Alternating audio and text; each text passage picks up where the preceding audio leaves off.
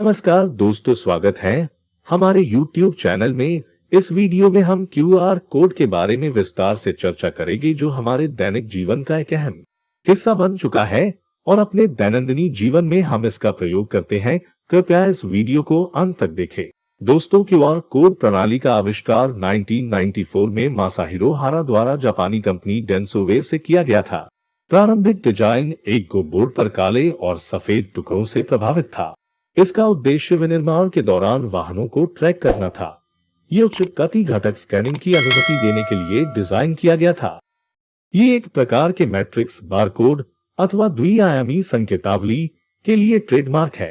QR संकेतावली सर्वप्रथम motor वाहन उद्योगों के लिए विकसित किया गया था, लेकिन इसकी जल्द पठनीयता और बड़ी भंडारण क्षमता के चलते हाल ही में ये तंत्रज्ञान मोटर वाहन उद्योगों से परे भी लोकप्रिय हो गया।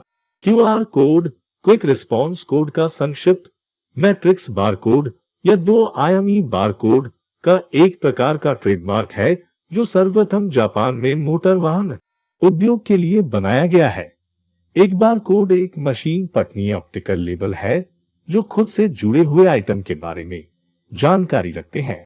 एक क्यूआर कोड 4 मानकीकृत एन्कोडिंग मोड आंकिक, अल्फा न्यूमेरिक, बाइट द्वयाधारी और कांजी का कुशलता से डेटा स्टोर करने के लिए उपयोग करता है।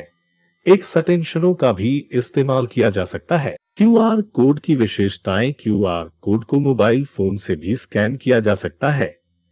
इसके लिए विशेष बारकोड रीडर की जरूरत नहीं पड़ती है। ये बारकोड वर्सेटिल होता है। इससे हम लगभग सभी प्रकार के बाइनरी, न्यूमेरिकल, अल्फाबेट्स डाटा को एनकोड कर सकते हैं। क्यूआर कोड तेजी से स्कैन होता है, अर्थात ये अन्य बारकोड की तुलना में अधिक पठनीय है। अन्य प्रकार 1D, 2D बारकोड की तुलना में क्यूआर कोड में बड़े पैमाने पर डाटा स्टोर किया जा सकता है।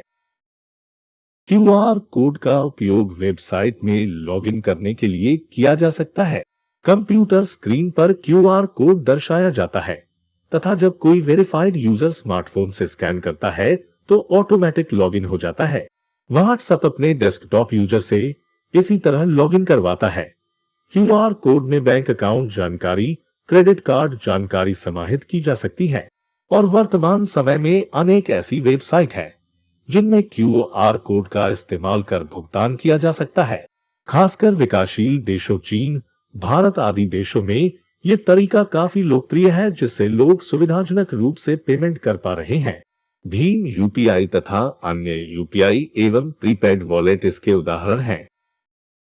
क्यूआर कोड की संरचना और उपयोग एवं उद्देश्य के आधार पर इसे 2 वर्गों में बांट सकते हैं।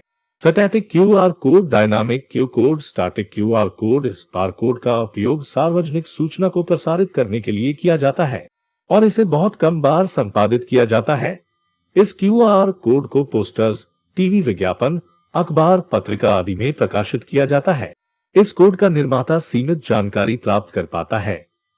क्यूआर कोड कितनी बार स्कैन किया गया और जिस डिवाइस से स्कैन हुआ है उसका operating system. Dynamic QR code ये एक प्रकार का लाइव क्यूआर कोड होता है जिसे समय समय पर संपादित किया जाता है। इसे यूनिक क्यूआर कोड भी कहते हैं। इस कोड का निर्माता कई प्रकार की जानकारी ट्रैक कर सकता है। स्कैन करने वाले का नाम, ईमेल आईडी, कितनी बार स्कैन किया, कोड में शामिल जानकारी तक पहुंच, कन्वर्सेशन रेट आदि। क्यूआर कोड कितना सुरक्षित है? क्यूआर कोड को स्कैन करना ज्यादा सुरक्षित नहीं समझा जाता है, क्योंकि स्कैन करने वाले को नहीं पता होता है कि इस क्यूआर कोड में क्या जानकारी कूट की गई है। मगर फिर भी इसके ज्यादा खतरे नहीं हैं। आप केवल किसी अनजान वेबसाइट या ऐप पर ही जाएंगे, इससे ज्यादा कुछ नहीं होगा। इसलिए क्यूआर कोड स्कैन करने से पहले उसे प्रकाशित करने वाले लोग, संस्था के बारे में जानकारी कर ले और जब आपको लगे कि संस्था, व्यक्ति पर विश्वास किया जा सकता है, तभी उनके द्वारा बनाए गए कोड को स्कैन करें। इसके अलावा स्कैन करने के बाद प्राप्त जानकारी को खुद वेरीफाई करें। इसके बाद ही आगे कदम बढ़ाएं और गोपनीय जानकारी दें। भुगतान करने जैसे कार्यों के लिए क्यूआर कोड का इस्तेमाल करने से बचें।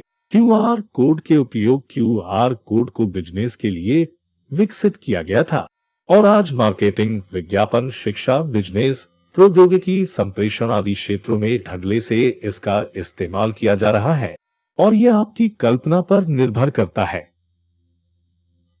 एक क्यू कोड को कैसे और कहां इस्तेमाल करना चाहेंगे? क्यूआर कोड का उपयोग किसी ब्रांड के लिए विज्ञापन चलाने के लिए किया जाता है और वर्तमान समय में उपभोक्ता किसी ब्रांड की वेबसाइट को ब्राउजर पर यूआरएल टाइप करने के बजाय क्यूआर कोड स्कैन कर तेजी से ओपन कर सकते हैं। क्यूआर कोड में हाइपरलिंक्स, वेब पेज का पता समाहित होता है, जिस कारण क्यूआर कोड को किसी बस, मैगजीन, बिजनेस कार्ड आदि जगहों पर आसानी से देखा जा सकता है, जिससे यूजर उस क्यूआर कोड को स्कैन कर किसी विषय पर जानकारी प्राप्त कर सकते हैं। क्यूआर कोड का उपयोग मुद्रा के लिए भी किया जाने लगा है। जून 2011 में रॉयल डच मिंट द्वारा दुनिया का पहला क्यूआर कोड मुद्रा लॉन्च किया तथा इसके सिक्के, कॉइन को स्मार्टफोन से स्कैन करने पर लिंक्ड वेबसाइट से उस सिक्के के इतिहास आदि। दोस्तों, मैं उम्मीद करता हूं कि आपने क्यूआर कोड से जुड़ी संपूर्ण जानकारी से भलीभांति परिचित हो गए होंगे। कृपया इस वीडियो को अपने दोस्तों में जरूर शेयर करें और इस तरह के वीडियो के लिए हमारे YouTube चैनल को सब्सक्राइब करें। धन्यवाद।